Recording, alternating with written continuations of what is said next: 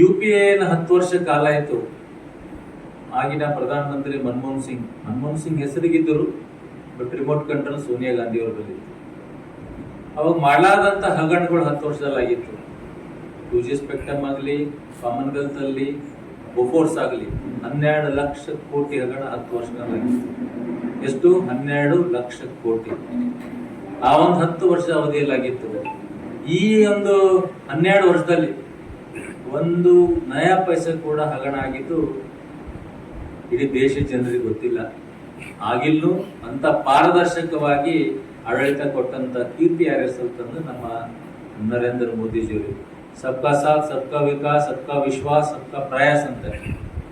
ಮತ್ತೆ ಆಡು ಮೊಟ್ಟದ ಸೊಪ್ಪಿಲ್ಲ ಮೋದಿಜಿಯವರು ಮಾಡಿದಂತ ಕೆಲಸ. ಹೆಂಗ್ ನಾವು BSY ಜಿಯವ್ರಿಗೆ ಹೇಳ್ತಿದ್ದೇವೆ ಅವಾಗ ಮುಖ್ಯಮಂತ್ರಿ ಇದ್ದಾಗ, ಈ ನರೇಂದ್ರ ಮೋದಿಜಿಯವರು ಎಲ್ಲಾ ಯೋಜನೆಗಳಿಗೆ ಎಲ್ಲಾ ಸರ್ವೋ ಜನಾಂಗ ಸುಖಿನೋ ಭವಂತು ಅನ್ನಂಗೆ ಕೆಲಸ ಮಾಡ್ತಾರೆ ಮೋದಿಜಿಯವರು.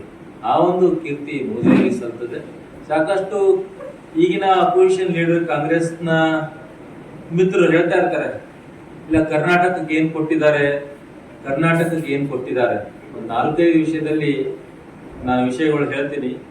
ಯಾಕಂದ್ರೆ 17ನೇ ಲೋಕಸಭಾದಲ್ಲಿ 2014 ಚುನಾವಣೆ ಆಯ್ತು. ಆಗ 28ರಲ್ಲಿ ರಾಜ್ಯದ ಜನತೆ 17 ಸ್ಥಾನವನ್ನು ಕೊಡ್ತಾರೆ. ಅದೇ 2019ರಲ್ಲಿ ಸುಮಾರು ನಮಗೆ 25 ಲೋಕಸಭಾ ಸದಸ್ಯರು ರಾಜ್ಯದ ಜನತೆ ಆಶೀರ್ವಾದ ಮಾಡಿದ್ರು. ಅದರಲ್ಲಿ ಖೋಬಾಜಿಯವರು ಕೂಡ ಇದ್ದರು. ಈಗ ಕೂಡ 2024ರಲ್ಲಿ 17 ನಮನ್ ಕೊಟ್ಟು 2 ನಮ್ಮ NDA ಮಿತ್ರರಾದ JDS ಅವರಿಗೆ ಆಶೀರ್ವಾದ ಮಾಡಿದ್ರು. 19 ಕೂಡ ಈಗ ಕೊಡ್ತಾರೆ. ಆದ್ಮೇಲೆ ಇಷ್ಟು ಒಳ್ಳೆ ಕೆಲಸ ಮಾಡ್ತಾ ಇದ್ದಾರೆ. ನಮ್ಮ ರಾಜ್ಯಕ್ಕೆ ಕೊಡುಗೆ ಉದಾಹರಣೆಗೆ ನಾನು ಹೇಳಕ್ ಇಷ್ಟಪಡ್ತೀನಿ. ಸುಮಾರು 2.12 ಜನ್ಧನ್ ಖಾತೆಗಳು ಬ್ಯಾಂಕಿಂಗ್ ವ್ಯವಸ್ಥೆ ಕರ್ನಾಟಕದ 2.12 ಕೋಟಿಗೂ ಹೆಚ್ಚು ಜನರ ಬ್ಯಾಂಕಿಂಗ್ ವ್ಯವಸ್ಥೆ ಆರ್ಥಿಕ ಸಬಲೀಕರಣ ಮಾಡಬೇಕಂತ ಮಾಡಿದ್ದಾರೆ. ಕರ್ನಾಟಕದಲ್ಲಿ ಅಷ್ಟೇ ಹೇಳ್ತಾ ಇದ್ದೀನಿ ನಾನು.